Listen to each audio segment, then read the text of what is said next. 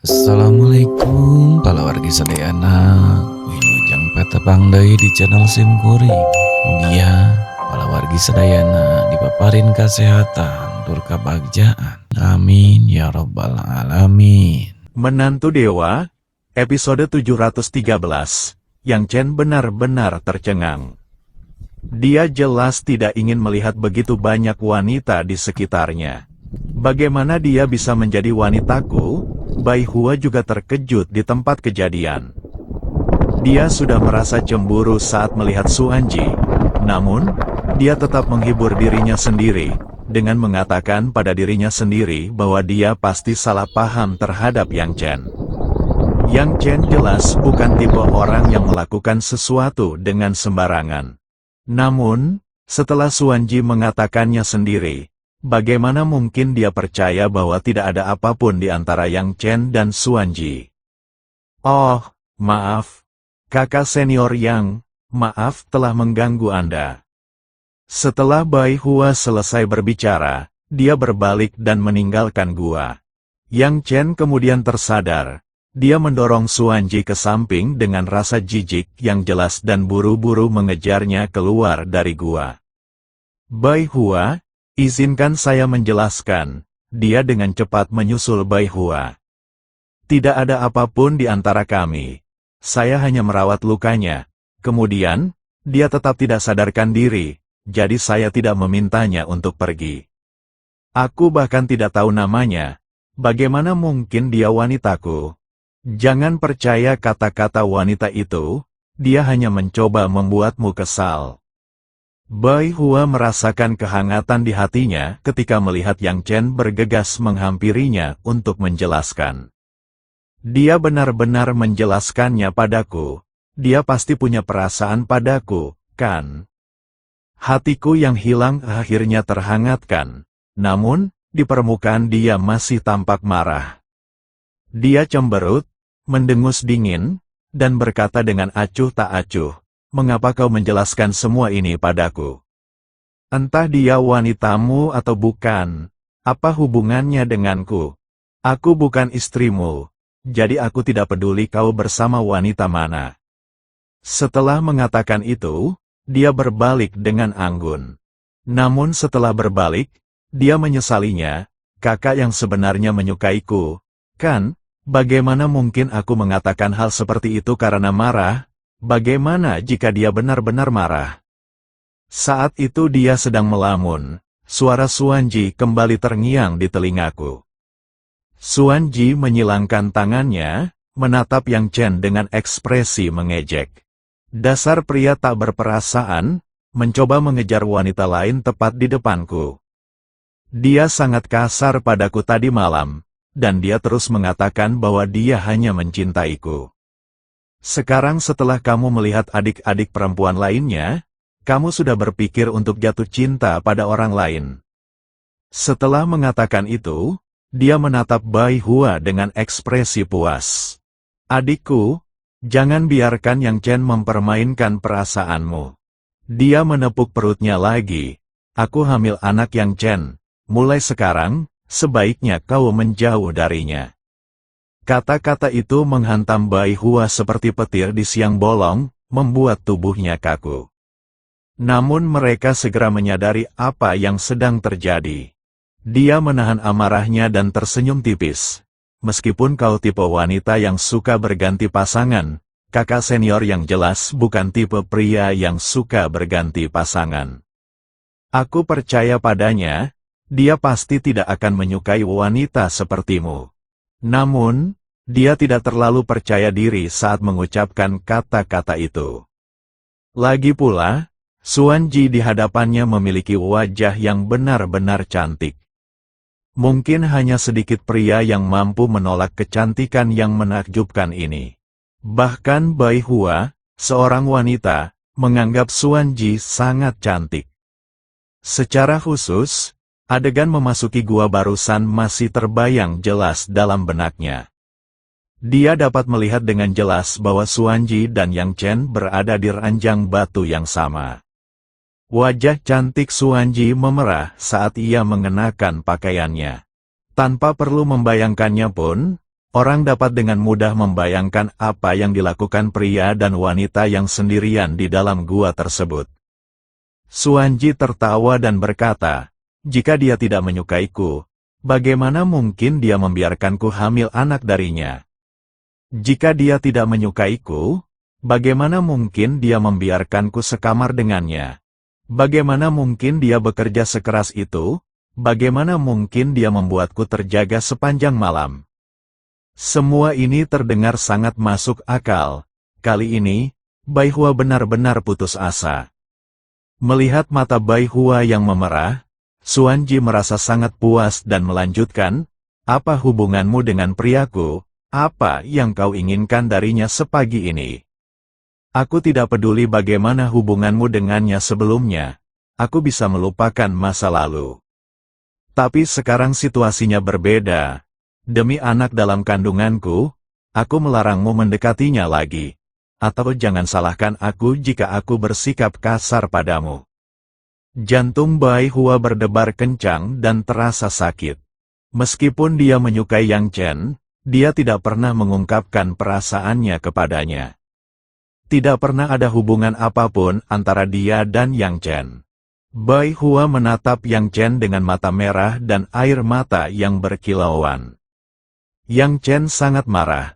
Dia mengejar Bai Hua untuk menjelaskan, hanya untuk membuktikan bahwa dia tidak bersalah. Xuanji itu memang luar biasa, dia benar-benar menghancurkan penjelasannya. Aku tidak suka membunuh wanita. Aku sarankan kau jangan memaksaku. Segera pergi dari hadapanku. Atau aku tidak akan ragu untuk melakukannya sendiri. Mata Yang Chen berkilat penuh amarah saat dia sekali lagi mengusir Xuanji. Xuanji merasa sangat diperlakukan tidak adil saat itu. Meskipun kata-katanya kepada Bai Hua memang sengaja dimaksudkan untuk memprovokasi Xuanji. Namun, dia tetap percaya bahwa Yang Chen benar-benar telah merusak kesuciannya tadi malam. Namun sikap Yang Chen terhadapnya menyebabkan hatinya sangat sakit. Air mata mengalir deras di wajahnya, dan matanya memerah.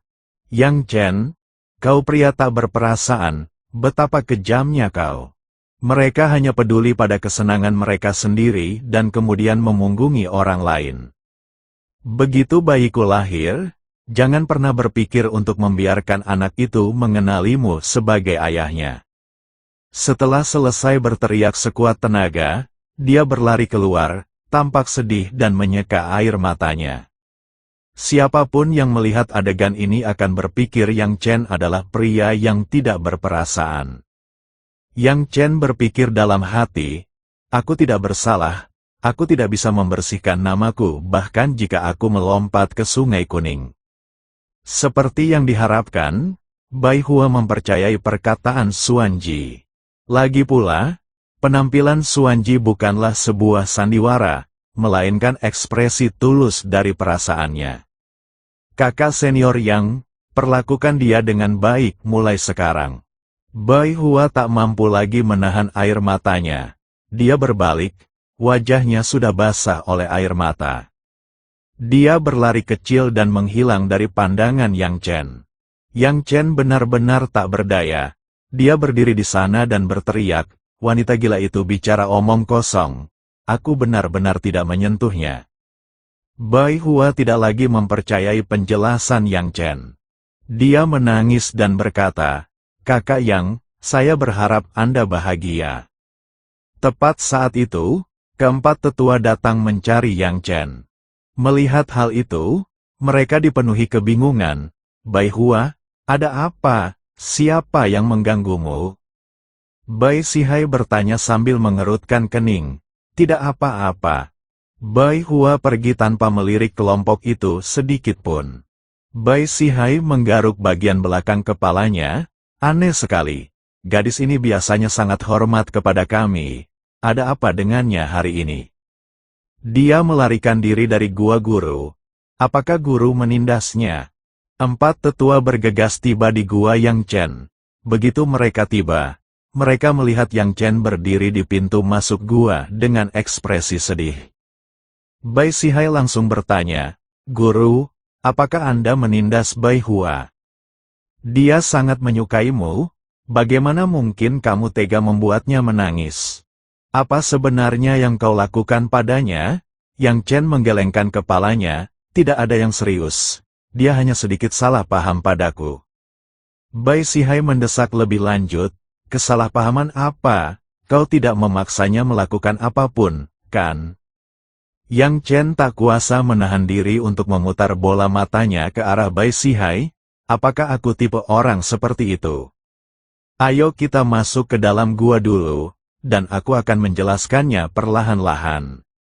Namun, keempat tetua itu tidak melanjutkan perjalanan.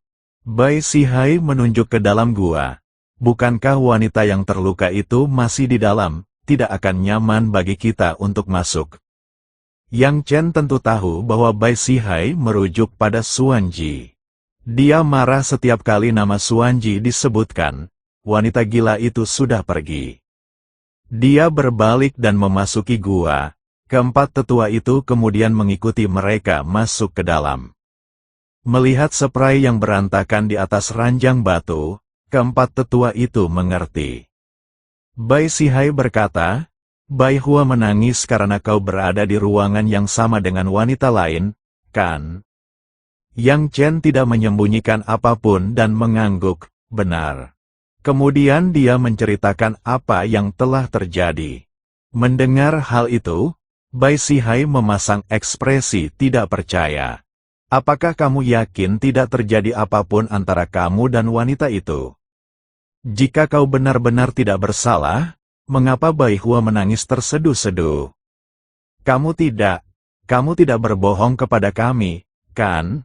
Yang Chen tampak sangat terkejut. Dia tidak pernah menyangka bahwa keempat tetua itu tidak akan mempercayainya. Dia langsung menunjuk ke langit. Demi Tuhan, aku benar-benar. Musuhan segera menghentikannya, sambil berkata, tenang, tenang. Kaum muda tidak bisa menolak daya tarik wanita cantik, kita bisa memahami itu. Lagi pula, kita juga pernah mengalaminya. Wanita itu memiliki penampilan yang secara alami memikat, yang membuat Anda mudah kehilangan kendali dan sesuatu terjadi di antara kalian. Itu normal. Bukan hal yang mengerikan jika seseorang melakukan kesalahan, yang mengerikan adalah dia tidak mau mengakuinya. Nian Chengwang tersenyum dan berkata, wajar jika orang pilihan seperti guru dikelilingi banyak wanita, dia pasti tidak akan hanya memiliki satu wanita dalam hidupnya. Lagi pula, wanita yang terluka tadi malam tidak jelek, dan badannya bagus, tidak masalah jika Tuan punya satu wanita lagi. Yuan Jiang tertawa kecil dan berkata, benar sekali, suatu kehormatan bagi saya jika para wanita ini menjadi guru saya. Saat ini mereka masih kesulitan menerimanya. Mereka akan menjadi sahabat dalam beberapa hari lagi. Ekspresi Bai Sihai tidak baik, kau membuatnya terdengar begitu mudah. Tetapi siapa yang bisa memahami penderitaan di hati generasi muda sepertiku? Tiga tetua lainnya tersenyum canggung dan tidak berani mengatakan apapun lagi. Bai Sihai kemudian berkata kepada Yang Chen, Guru, berapapun banyaknya wanita yang Anda miliki di masa depan, Anda tidak boleh pernah berbuat salah kepada Bai Hua.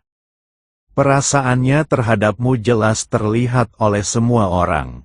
Dia sudah mengenalmu lebih lama, jadi di antara wanita-wanita lainmu, dia pasti berada di peringkat yang lebih tinggi. Yang Chen menghela napas panjang, seraya berseru bahwa ia benar-benar kelelahan.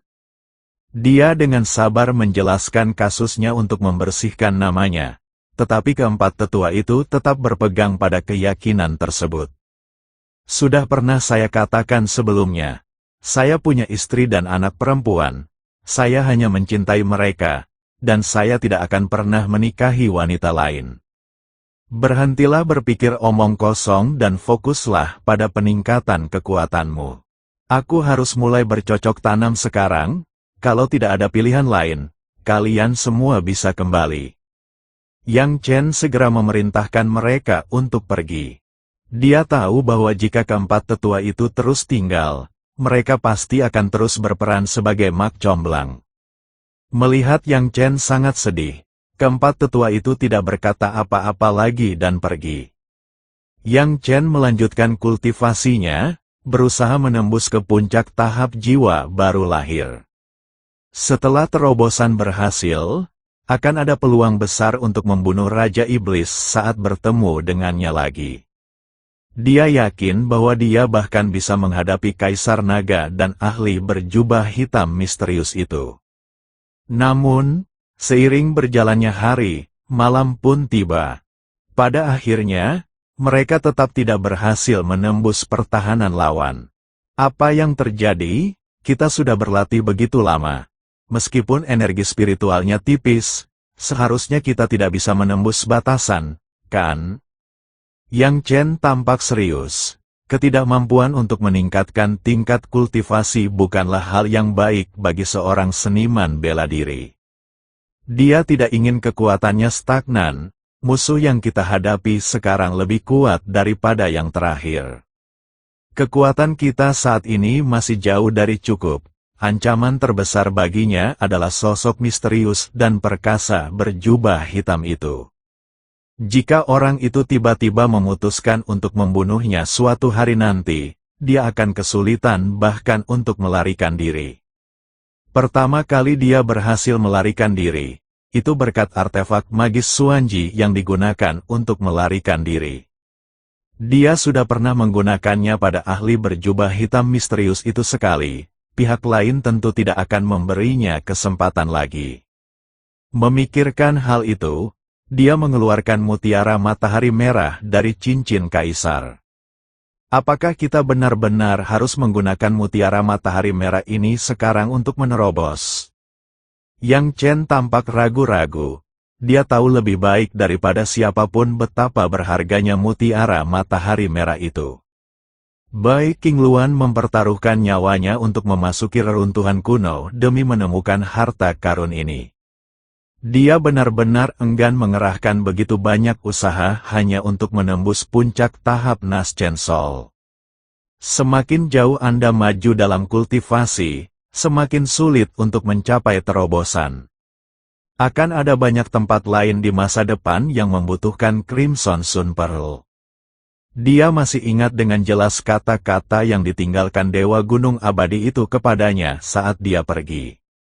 Dewa Gunung Abadi menantikan kedatangannya di alam lain yang bahkan lebih luas dan tak terbatas.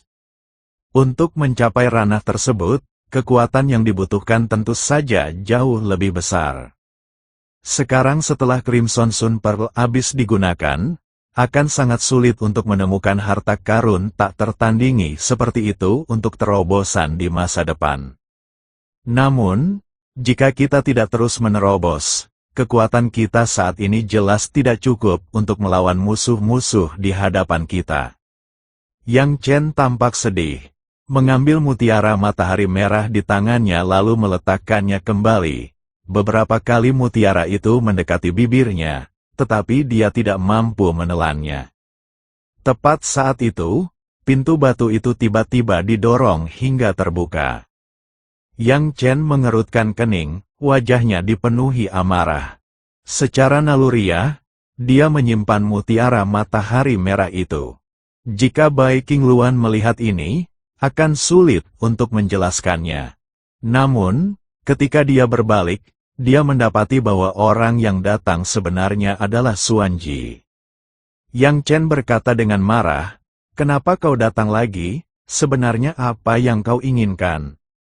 Xuanji menekan niat membunuh di matanya, memperlihatkan senyum, dan perlahan berjalan menuju Yang Chen. Yang Chen memperhatikan bahwa saat itu ia mengenakan pakaian yang sangat tipis. Ini jelas merupakan upaya yang disengaja untuk membangkitkan pikiran jahatnya. Untungnya, dia memiliki pengendalian diri yang baik. Selain itu, dia tidak pernah menyimpan pikiran jahat terhadap Xuanji, yang dia rasakan hanyalah rasa jijik. Kemunculan wanita ini tidak pernah menjadi pertanda baik. Xuanji mendekatinya dengan senyum lembut. "Suamiku, jangan terlalu galak, itu akan membuatku sedih." Dia duduk di sebelah Yang Chen, meletakkan satu tangan di bahunya, dan menyentuh wajahnya dengan tangan yang lain. Yang Chen, dengan wajah muram, menepis tangannya, jauhkan dirimu dariku. Aku bukan tipe orang seperti itu, Xuanji mencibir dan berkata, saat kau bersikap santai, kau bukan manusia, kan? Lagi pula, aku telah membuatnya sangat menderita, sehingga dia masih merasakan sakit di sekujur tubuhnya. Bersikaplah lembut padaku mulai sekarang, aku sedang mengandung bayimu. Bahu saya agak pegal, bisakah Anda memijat saya? Yang Chen meraung, matilah di sampingku. Jika kau berani memfitnahku lagi, aku akan merobek mulutmu. Dalam hatinya, Xuanji telah mencabik-cabik Yang Chen berkali-kali. Namun, demi mengambil tas penyimpanan itu, dia tidak berani menunjukkan sedikit pun ketidakpuasan di permukaan. Ia mempertahankan senyum kaku dan berkata dengan genit, "Suami, bagaimana kau bisa melakukan ini? Aku benar-benar patah hati." Namun Yang Chen melawan dengan keras, dia menggertakkan giginya dan sengaja menarik roknya sedikit ke bawah. Jika itu orang lain, dia mungkin akan terlihat seperti seorang pria mesum. Namun, Yang Chen tetap acuh tak acuh. Dia tidak punya waktu untuk memikirkan hal-hal seperti itu. Yang dia inginkan hanyalah meningkatkan kekuatannya dan melenyapkan semua musuhnya. Namun Xuanji tidak menyerah. Dia terus mengganggu Yang Chen, sambil meraih lengannya. Karena marah, Yang Chen tidak punya pilihan selain mendorongnya hingga jatuh ke tempat tidur batu untuk menakutinya. Kau memaksaku melakukan ini, Xuanji langsung panik. Tetapi dia menggertakkan giginya dan tidak melawan.